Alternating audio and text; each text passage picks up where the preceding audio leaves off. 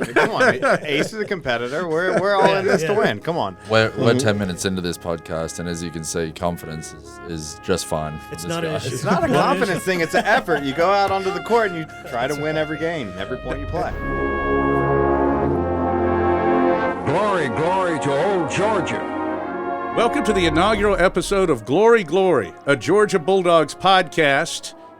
That name was created by the man to my left, the great Trey Littlefield, our co-host. My name is Jeff Dantzler, and this is our maiden voyage here. And Trey, let's just let everybody know what this show is going to be about. Well, Jeff, I'm excited about it. We obviously all love Georgia athletics, love the Bulldogs, and it's, you know, this is a show where we get to highlight, not only tell the stories of Georgia athletics, but go a little bit deeper than that. We all know the 51 national championships, which is around second place in the SEC. We all know the 183 SEC titles that our student athletes have won. But we want to dive a little bit deeper than that and get to know people on and off the court or field and tell a lot of those stories. So we're talking about, we're going to talk with Drake Bernstein today, and we're going to talk about his national championship. We're going to talk about him being an Athens native. We're going to talk about him playing at Winder High School, being from this area, about what it was like to follow Jeff Wallace and play for Manuel Diaz and those type of things. We want fans to get an inside look at Georgia athletics. And get some interesting stories as well, because we all like great stories. And as we count it down towards football season, there's tremendous excitement. But this time of year, I think, as you're looking ahead, we can also look back on some of the great moments that we had this past season. I think this is a perfect time of year to do it, to look back at what was a great athletic season. You know, winning the SEC championship in track, winning the national title in women's tennis, and, of course, football winning the SEC championship over Texas. It's been another banner year for Georgia athletics, and look forward to telling those stories. Well, and where we are taping this show, we'll soon have a palatial studio, but it's right next door to Sanford Stadium, and the last time I was in there, it looked very bleak. We were 5.5 feet under, but it turned into one of the most magical wins of all time, 44-42 in 8 overtimes. It was one of the most fond memories I've had as a Georgia Bulldog, was sitting beside you and then all of a sudden not sitting beside you. I'm out. In that 8th overtime. Jeff just couldn't handle it. And good thing you left. I don't know, if we'd have stayed seated beside each other, it wasn't I'm not going sure. well.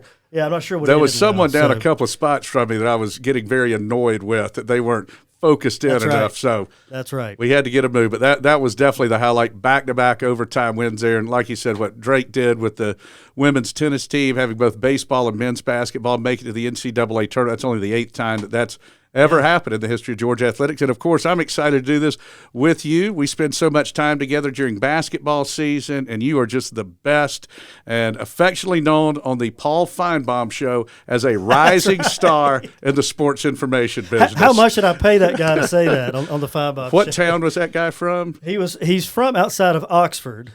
Ecru, Mississippi. There you go. Ecru, Mississippi. Yeah, never heard of it. When you're getting a shout out from Ecru, Mississippi on the Paul Feinbaum Show, you have truly arrived. So we'll talk with Drake Bernstein coming up next. Absolutely. And Jeff, okay. I just got to say, happy to have you along for the ride. So Steve, this is kind of a brainchild of Stephen Drummond, and this is going to be one of many shows we do. This is going to be an all-encompassing show. And when he came to me, I said, I don't know if there's not many people who know more about Georgia athletics, and I know there's not anyone more passionate about Georgia athletics than Jeff Dantzler, and you are just a great example of what a Bulldog is, and excited to hear some of your stories. Well, thank you very much, my friend. We'll talk with Stephen later in the show, too. Absolutely. Great show, stacked first show, and really looking forward to it. And we are going to have a studio soon. We are going to have a studio soon, but this looks nice. It does. This is a great setup for us, and excited to get it started. All right, we'll continue on. We'll talk with Georgia's illustrious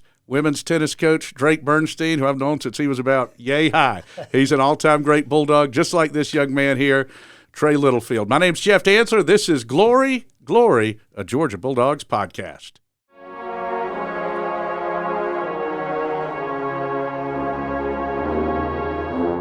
Welcome back to Glory, Glory, a Georgia Bulldogs podcast. We have the greatest coach in the country, Drake Bernstein, the top assistant coach in the country, Jarryd Chaplin, who just got married. Congratulations on that. Thank you, Jeff. Yep. Yeah, very And Drake, I just want to run through some things. You were, as far as a hire, I think you and Kirby were the surest bets we've ever had. And in 2 years, a national championship, a national indoor championship, 2 SEC tournament titles, an SEC regular season title, and an NCAA runner-up, and an undefeated record against Tech, as Josh Brooks, our esteemed Jarryd Parker, Director of Athletics, says. That's what we're expecting from everyone, coach that we hire by their second year. This is just a dream for you, isn't it? It's been a heck of a start. It's really been a warm welcome from the community, from the department, and transitioning into the new role. Obviously, we've had deep ties here in Athens, but all the people that have poured into this, and obviously Jarryd here, being a part of it from day one, it's been pretty much a dream come true. Yeah, that's outstanding. So Drake, he mentioned the second year winning a national title. So this podcast, it's not meant to be humble, okay? So tell me, be honest, did you really expect a national championship your second year, or are you ahead of the curve? When we first started talking about the job, Jarryd and I, it was actually during the 2023 NCAAs, and we just were so excited about what Georgia could be, and the tradition, the fan support, the experience of playing tennis at Georgia. It's definitely something that we saw coming. I don't know that we put a timeline on it or we expect to do X by then. It has happened pretty quickly. I don't know that we could say that we expected it all to happen this quickly, but I think it's just the result of a lot of days waking up early to hit the road recruiting and waking up early, getting on the court, and just putting in day after day. What does 24-1 mean to you? That was our cumulative score of the NCAA tournament. That's a good one. 4-0, 4-0, 4-1, 4-0, 4-0, 4-0. So 7 of the 9 postseason matches, I think, were 4-0. That's unbelievable. Not bad, is it? Yeah, so count the SEC tournament? Yeah. Okay. The SEC tournament. Yeah. That's astounding. Yeah. That Good is little run. Dominant, Little run, including 4-0 over the enemy. Now, Drake, for your background, you were trained by 2 of my closest friends, Alan Miller and Wade McGuire. You played for Manny Diaz, won a national championship for Manny Diaz. You coached with Jeff Wallace, and now have won a national championship as a head coach. And, of course, you knew Coach McGill growing up. To say that Georgia tennis is in your blood is perhaps the vast understatement of the year. Yeah, I mean, it like I said, I mean, I've been really fortunate to have these mentors growing up, and it's not just the guys that coach or work directly, and it's just knowing all the Athens legends and the older guys from the 80s teams, 90s teams. Really, if there wasn't success early, it probably wasn't something I could blame on my lack of mentorship. So I feel very fortunate there. Jarryd, how did you guys get to know each other? Yeah, so Drake and I, if you strip it all the way back to 2011, I was a freshman on another SEC team, and does that school wear orange? That's exactly right. Yeah, and Drake was finishing up his senior year at the time. So those 2 teams had what I would say is a colourful rivalry. Yeah, and certainly the years pass. I go through school, Drake goes through school, and the years down the road, once I started in coaching, we saw each other again, and it was just an opportunity over the course of probably 4 or 5 years where we were both back coaching on the women's side, that we talked a lot during the seasons, and whether that be scouting opponents or preparing for the next match. And then it kind of morphed into what's this experience supposed to be. And for the student athlete, kind of there was a lot of overlap in how we saw the opportunity the 4 years presents for them. So I think that, that's kind of where we landed, where we are now. And it's been smooth sailing. I think you missed an opportunity when you asked, were we ahead of time on the 2 years? 1 year late, So there it is. I thought it was a great question. Yeah, exactly. No, but extremely thrilled with this year's effort. Jarryd, I'm sure an aspiring head coach. I'm sure you aspire to be a head coach one day. What is it about Drake early on that you see that makes him so successful? Yeah, so Drake is there's a lot of skills I think that we both possess. And then I think there's other areas that complement each other very well. And I've been so fortunate really along the way, and certainly here at Georgia, where the people that I work with have given me a lot of autonomy. And I think that takes trust from his end to say, okay, I trust you to go do this. What's your vision? Having a full voice on it. But really, the idea of having oversight on every kind of leg of the program, and kind of how we do anything is how we do everything. And I think that there's you guys nailed it. Drake is 100% Georgia athletics, right? University of Georgia, and it's very evident when we go. Our conversations can go any tangent, and it's really it ends up being inspired by a true love of the program in Georgia. I do want to tell a quick story about Drake. I mentioned Alan Miller earlier, Circle of Honor, 1985 national champions, and he and Ola Malmqvist, the big Swede, Michael Pernfors was the little Swede, defeated Kid Flack and Robert Seguso for the doubles championship there. But Alan's oldest son, Zach Miller, who's a major in the Air Force, was the number one player at Clark Central. And he said, yeah, playing the Double G Bulldogs, Wander Barrow. Of course, Drake's number one, Zach's number one. You were beating him 6-love, 5-love, and he said you put a couple in the net so you wouldn't double bagel your coach's son. Classy of you, Drake. Classy. You remember that? I don't know if that's actually how it is. I think that Zach gave you all the credit. Well, no, the truth is that I was trying to beat everybody 0-0 because that's what you do. That's what my role was on the team then. And Alan was very proud that I tried to beat Zach 0-0 and came up a game short. I think it was 0-1. Yeah. Anyway, so Zach needs to give himself some more credit. Absolutely. Yeah. Okay. Yeah, he won a game. There you go. Yeah. He thought you dunked a couple in the net on purpose. It's like, you can't double bagel Ace's son. Come on. No, I can't. Come on. Ace is a competitor. We're all in this to win. Come on. We're 10 minutes into this podcast, and as you can see, confidence is just fine from It's this not guy. an issue. It's not a confidence thing. It's an effort. You go out onto the court and you try to win every game, every point you play. Well, let's talk about, too, speaking of royalty, congratulations, you just got married. Well, you guys have got 3 kids. Cassidy was a great gymnast here at Georgia. Yeah. I mean, did y'all start dating, your sophomore year? Is that right? Freshman year. Yeah, and that was really what this whole thing was all about. And, we can say it was taking over for a legend in Jeff and carrying on the Georgia tennis legacy. Cass had 2 national championships as a student athlete, so I've been behind the whole time, and finally, the scoreboard's even in the household. So y'all won 3 as a couple in school, and now you've got the indoor one as well. If you really want to get technical on it, yeah. Oh, I'll tell her JD said so. Okay, I'll tell her JD said so. Okay, I think Cass is still the more impressive person in the household, I think. Absolutely, and I'll agree with that too. I agree with that too. This guy's great. Well, all right, how old? Is Brody 5? Brody's 6. Okay. Cashton is 3, and Beckham is.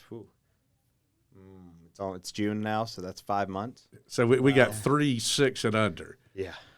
And Cassie's kind of the ringmaster. She is the absolute hero of the house. She gets it done. I don't know how she does it, but definitely helps having a spouse that understands the demands of athletics, and she's a big supporter of the team, whether she can be at a match or whether she is at a match and she's wrangling the 3 kids back behind the pit.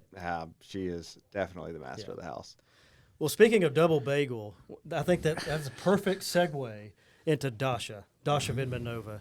Have you ever seen a player like that? And how early on in her career did you notice she was going to be special?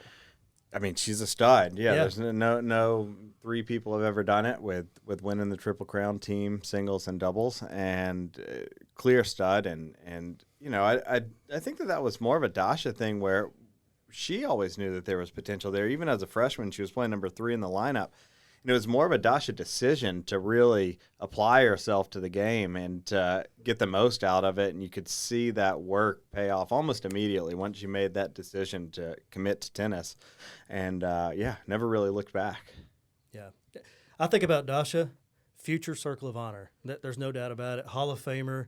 I mean, one of the greatest athletes in Georgia history and coached by Drake Bernstein. Yeah. That's got to mean a lot to you. Well, I mean, it's great. Yeah. It's great for the program. It's great for everybody here around Athens. She made a lot of fans here. And I think that this whole senior class, it feels when we take the court next year, not having Mel out on those courts or Gigi or Mai or Dasha, it's obviously going to feel a bit different. That speaks to what those ladies left behind here in Athens.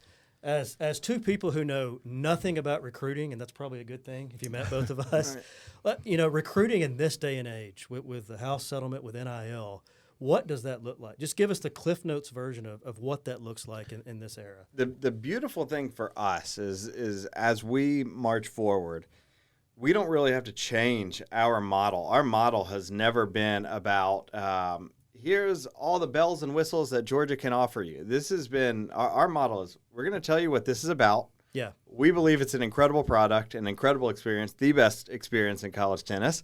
And if you agree at the end of the day and you think so too, let's go. If not, we have no problems. And if you're happy, we're happy. But really, that's again, it doesn't really change from an NIL era to the new era with the house settlement. It's we want young ladies that want to be a part of this, that want to wear red and black with pride, and that want to be a part of something bigger than themselves. And so, again, nothing's really changed there. And Jarryd, full disclosure, I had a picture of you printed off in that Tennessee orange. I was going to have you sign it, but I decided not to do that. So being a Tennessee guy and, not growing up in around this area like Drake did, how do you – I mean, it's pretty easy to sell Athens, Georgia. No doubt about it. Absolutely. I think, I guess to piggyback on Drake's response there, human capital for us is really the focus and putting those locker room of girls together that kind of represent and understand what it is we're trying to do is the primary focus. As far as Athens goes, 2 years into this, I think that there's so much to sell in Athens, and in particular the restaurant scene and the arts and the music away from a huge following at Georgia as well. So it's a pleasure to be around town to show off during the fall if it's a recruiting weekend, and just a really special town, and the people really make it. Yeah. Right, from Australia, is Rod Laver, was he your inspiration for tennis? One of, they've got a really strong tradition in Australia, dating way back, and Harry Hopman, exactly. Rosemond. When USA and Australia were kind of duking it out the whole time. Great legendary Davis Cup matches. Yeah, that's right. When we had the 5 sets, and the sets could go on forever. So you guys can appreciate there's a tie break, one of the greatest inventions of all time. I think John Isner would attest to that as well. But I was just flipping back through. There was, I think, a Laver Rose, but that was either a final or a semifinal in the U.S. Open. Let's say 1970. I don't remember what year. Like the second set was 18-16. Yeah, unbelievable. I mean, I'm just saying. I mean, can you? If you're just through 2 sets, you just played an 18-16. You just played a full match in 1 set. Yeah. So tiebreak, a good invention. Yeah, I think so. That's my hot take of the day. I like it. I think we all agree. All right, Drake. For you growing up, now this is one. Can you confirm this? So again, your family, diehard dog fans.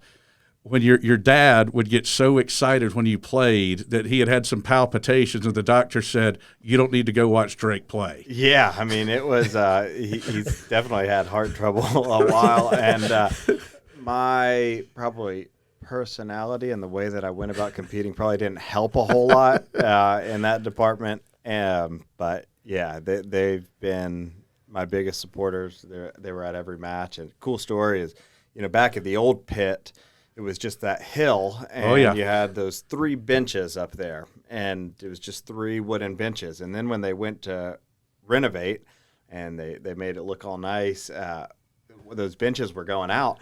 I said, "Hey, can I have one?" And so we've got the bench that my parents used to watch my matches on in the backyard. Yeah. And by the way, that green paint on those, that many times I was down in the pit because what is that on my pants? Yeah, it would get so hot the paint would stick to your shorts. Yeah.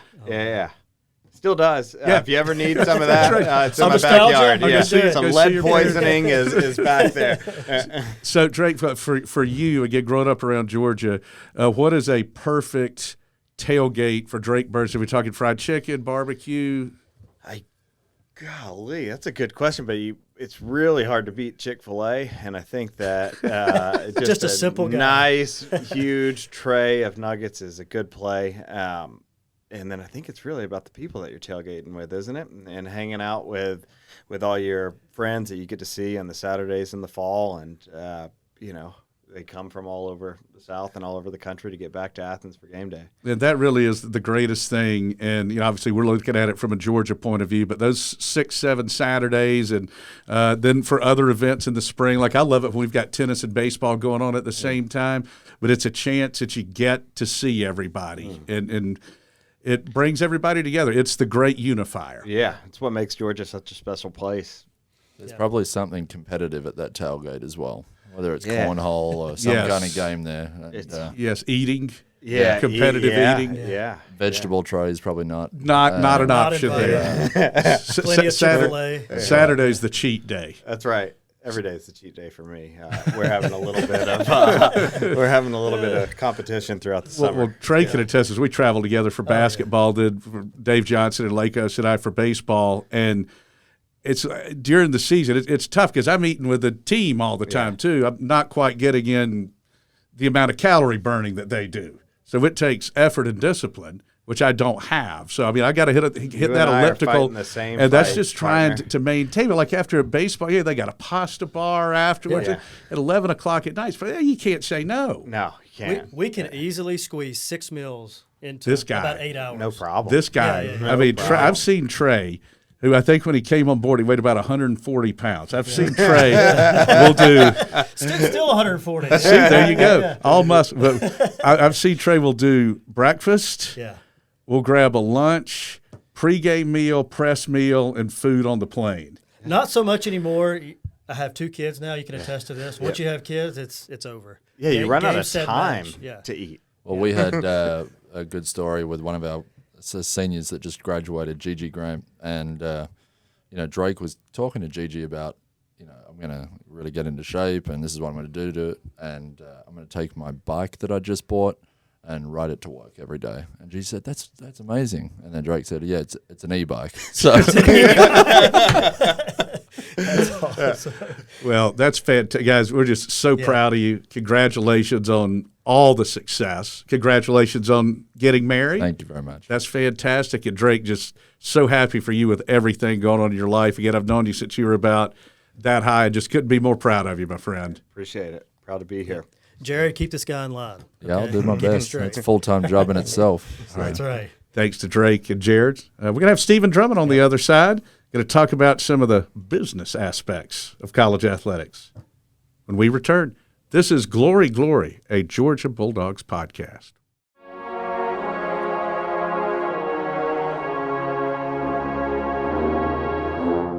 Welcome back, Glory, Glory, a Georgia Bulldogs podcast. I'm in esteemed company here with Trey Littlefield from the Georgia Sports Communications Office and our CMO, Chief Marketing Officer, Stephen Drummond. Stephen, we're going to talk a little bit about the business side of college athletics. I've been around it my whole life, and I think you'd probably agree.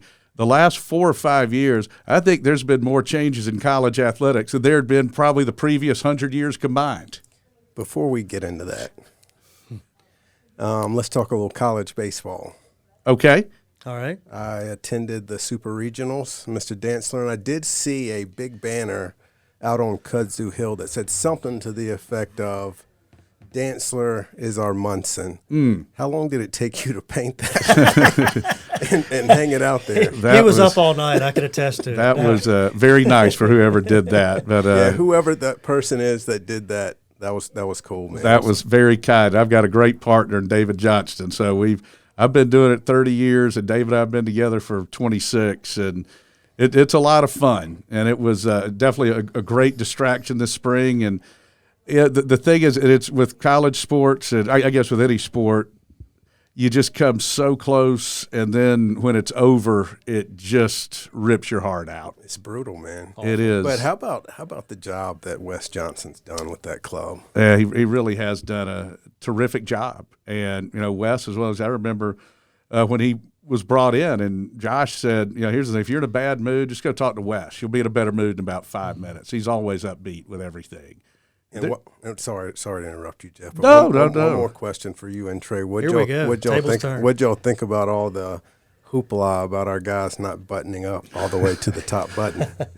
It's one of those things, I think, when you win, everything's great. When you lose, people are going to find something. I remember back in the 90s, there was a lot of complaints about the uniforms and everything for football, say, and if you win, you can go out there in pink and gray. It doesn't matter. But which is another great thing about Kirby, though. There's no fake juice with us. Here's a uniform. We don't need to come up with any gimmicks. That's right. Here's our gimmick: block it and tackle it. I agree with Dantzler. I also add, it's good to see the passion of our fan base.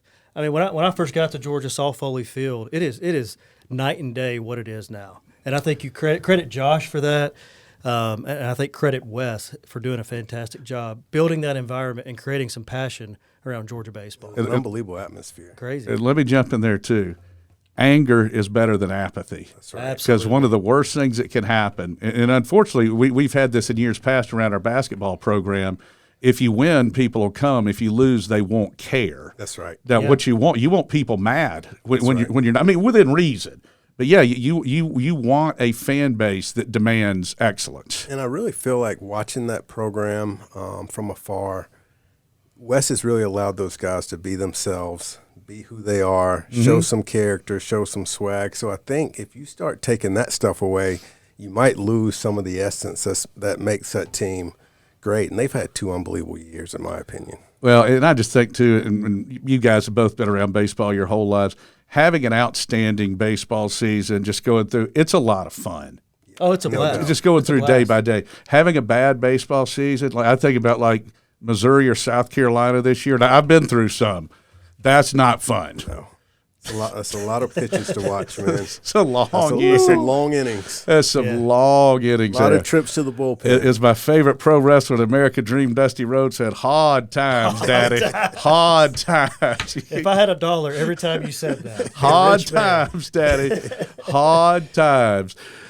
Steven, have you asked us all the questions? You're good. We're good now. For now. Okay. See, that's one of those. This is why this guy's a CEO there. He turned the table. Or as Michael Scott once said, "Oh, how the turntables." Rip the script, baby. Rip it the is. script. But it is, Steve. There's so much stuff, and I know you're on top of it with the portal and with NIL and the house stuff and all. It's a lot for fans to kind of keep a scorecard of. Yeah, I think with the house settlement being approved, that's a big step. That's a significant step toward getting some significant support, meaningful support for our student athletes. Listen, we all know our mission's not going to change here at the University of Georgia. We want to educate and develop young people, and I think we do it better than anybody else in the country. But having the house settlement approved lets everybody move forward and start to create something that may be more sustainable down the road, because we all know right now what we're doing is not sustainable long term. So I'm excited about it. It's a call to action to our base. We have the best fans in the country, and I get letters from all over the world every week. How can I help? I just want to help. I want to support. And the way you can, if you have a business out there, you have a Georgia Bulldog friend who has a business, give us a call, give us an email. Our student athletes do a phenomenal job helping businesses drive revenue through NIL, and we'd love to partner with you. So we're excited about the new era of college athletics. And Steven, as my boss, this is probably something I shouldn't admit to you, but boss. but there's so many. You got a boss? Yes, no boss. I have this no man boss. has no boss. No boss. Remember that. So you have the $20.5 million that's in-house. The over the cap. There's so many things that I don't understand about all this. Explain the over the cap space that we're talking about. Yeah, so in this new era, we got to have real NIL deals, and we have some very marketable student athletes. As you guys know, we just won the tennis national championship, baseballs and super regionals, swim, dive, track's about to win many national championships over the next several years, hopefully, football, basketball.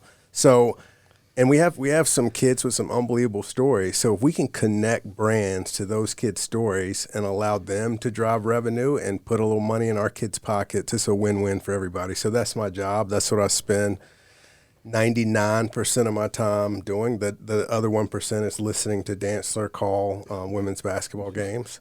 But Who does a fantastic job. A phenomenal job. Phenomenal. Thank you. I haven't watched one on TV in years. Never. I just listen to Dantzler. My Dantzler's ego's better. swelling. One of the things too, and this is what Kirby has always been so great at moving forward, at looking forward. One thing that I would like to see, college athletes, let's just talk about college football to start with, needs a more workable and functional timeline. Like basically for us coming up, it was you had the season, you had your bowl game, then players decided if they were going pro, then you had signing day. Well, then they had early signing day, and I think there's some unintended consequences that came from that. Well, now you've got early signing day before declaration, and you've got the portal. December, which used to be, coaches maybe looking for other jobs, a bit of a downtime, getting ready for a bowl, has just turned into sheer chaos. So I think a good first step would be say, all right, we're going to do away with the early signing period. And because it was also awesome having signing day in February, it was a nice, and it was right around the Super old Bowl. school. That's Yes, old school, yeah. that was kind of our last foray of football there. But I look at it, the fact that the portal opens during the NCAA basketball tournament, during the NCAA baseball tournament. I mean, can you imagine if NFL free agency was going on during the playoffs? So to me, the powers that be at the NCAA, they've got to get a timeline back in place. I think that, in addition to what you were just talking about, would help put those, what Nick Saban called some of those guardrails on what we've got. Yeah, the one thing I would say, I've worked with a bunch of head coaches in my time in the NFL. The one thing I will say that differentiates Coach Smart is he is masterful at being able to manage a lot of different things at the same time. And I think anybody who's seen him at practice knows he can be, it seems like he can be in every drill. He's got eight sets of eyes. He's got eyes everywhere. He's a brilliant man. So he can handle it, and I think he's proven he can handle it. But I think he's right when he's pushed for, maybe having one portal period instead of multiple, and just making it more efficient for everybody. And as long as we can protect the student athlete and the student athlete experience,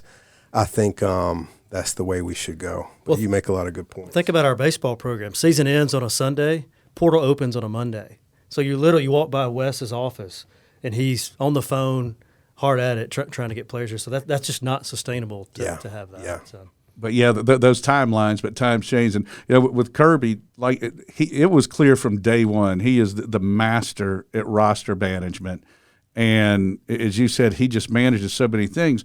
He was academic All-American here. He was all SEC. Barry Beth was academic All-American. By the way, their son Weston made a perfect ACT score. They made a 36. They're doing something You add right. me and Trey's up together, 35. More like a 24, probably. But no, they are just. That's where with him. And I mean, knowing Kirby and Mary Beth, since they were both 18 years old, they love Georgia. It's where they've always wanted to be. And the word I always use is it's authenticity, and that sells. You can't fake that. Yeah, that's right. We got to get Coach on the show. Absolutely. Oh, absolutely. Yeah, that'd be fun. Yeah. Open invitation. I'll do the gag with him where, like I said, we'll record our Monday shows for the week, and then I'll say, all right, that was a good job, Coach. We'll record them for real now, and he'll He wanna, loves that. Yeah, well, I only use it about 5 times a year. It goes over every time. Yeah. Where's all the food and drink? And That's when the new studio gets ready. I was expecting. Well, it'd be like the Seinfeld with the Merv Griffin show. Yeah. That's right. What do they call it? The craft table in show business? That's it. Next time. Yeah, that's great. I think that's a good segue. I do want to talk a little bit about what we want to do with this. You've talked a lot about creating a YouTube channel, creating a platform with so many stories to tell. This kind of being the all-encompassing show, not just talking about the between-the-lines kind of stuff, but talking about the interesting off-the-court kind of stories and those kind of things. Talk about what you envision for this YouTube channel and envision for these podcasts moving forward. Yeah, I mean, I just want a place where true, authentic, genuine stories can be told. Yeah. So many times, especially on social media, things are filtered.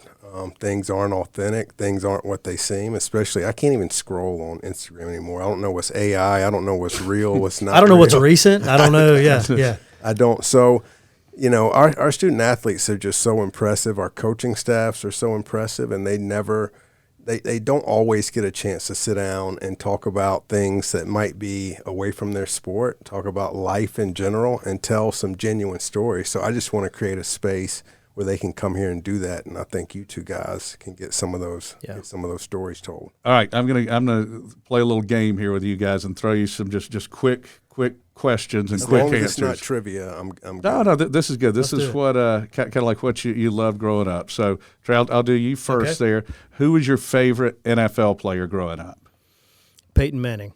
How about you, Stephen? I'm not going to tell you my favorite NFL player, but my favorite college coach of all time was Dean Smith. Dean Smith, okay. That's not fair. You can't just he just sidestepped the question. That was masterful. All right, who was your favorite basketball player? Dr. J was my favorite player growing up. I love Dr. J. I grew up a massive Sixers fan, massive. Started with Dr. J and Moses, then went to Barkley. I was a big Allen Iverson fan. I will tell you this, a guy – had he not had the injuries, Andrew Toney was on his way to being one of the great shooting guards of all time. It was a little before me and Trey's time, but we'll take your word for it. I'm the gray beard here. I've got one, out of the world. So Reggie Miller. Oh, Reggie Miller. I think he and Bird are the two best shooters of all time. Who was your favorite baseball player growing up? Baseball player, Albert Pujols. Where does Steph rank on the all-time great list? He's for shooters. I'd say he's probably in the top 3. You see how quick I answer the questions, and then he's a deflector. He deflects it. I mean, come on. I'm just Are curious. you an attorney too? I think though for sure I'd say Miller, Bird, and Curry. You put Miller and Bird above Curry? I'd say they're in the top 3. Curry's got to be one. He's got to be one. Best shooter of all time. He's in the conversation. Should we have the Kobe LeBron argument or? I really despise. I hate comparing greatness. I can't stand the Jordan, LeBron, and we both know. We all know they're both great. I can't stand doing that. I go Kobe, but that's just. Well, he's not even the greatest Laker. Come on, what? No, Magic Johnson's the greatest Laker. Magic and Kobe Kareem. LeBron. Oh, Kobe versus Yeah, LeBron. yeah. I'm not doing greatest Laker. Yeah. No.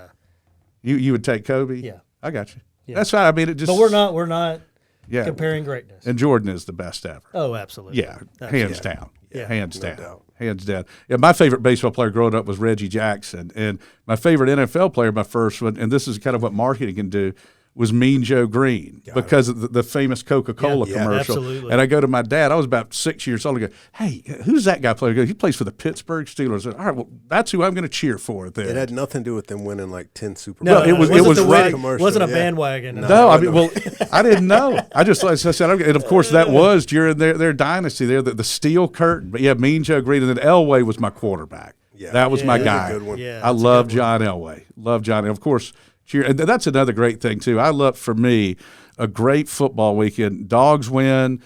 Kevin and I do the Bulldog brunch, settle in. I get my magazine done, and just spending Sundays watching all our guys play in the NFL. And we've got somebody on pretty much every team. Yeah, that's strong. Yeah. It's awesome. It's so much fun. Yeah.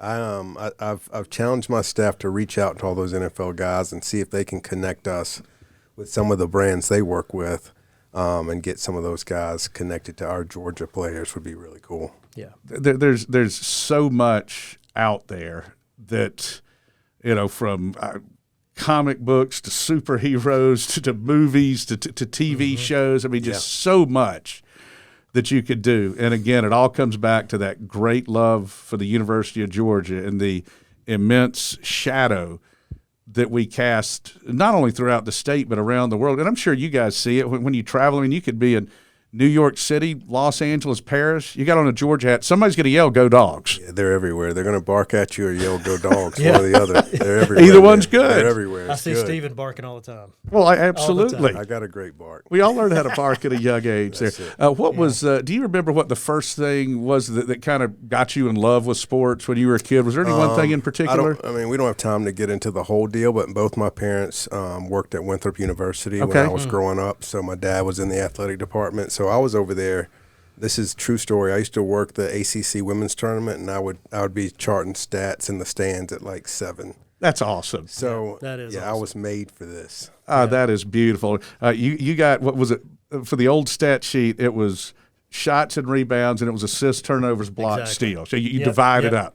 Yeah, we all kind of got our starts on Stat Cruise. No doubt. You could keep charges on the side if you wanted to. Ooh, I like that. I like that. We all know what a dead ball rebound is. We do. Let's tell some more nerd jokes. Exactly. Well, guys, this was a lot of fun. I greatly appreciated it. Being in a great company here with Mr. Littlefield and Mr. Drummond. Appreciate you guys so It's much. an honor. Appreciate It's you, a Steve. pleasure. Thanks. Thank you. Thanks for having me. Thank you. Yes, Thank sir. you Good too, time. young Good man. time. Anytime. Absolutely. Great time. Oh, man, I love these two guys, Trey Littlefield and Stephen Drummond. And we'll come back, and as Billy Joel sang, we'll say goodbye to Hollywood as we continue on with Glory, Glory, a Georgia Bulldogs podcast. Go Dogs. Go Dogs.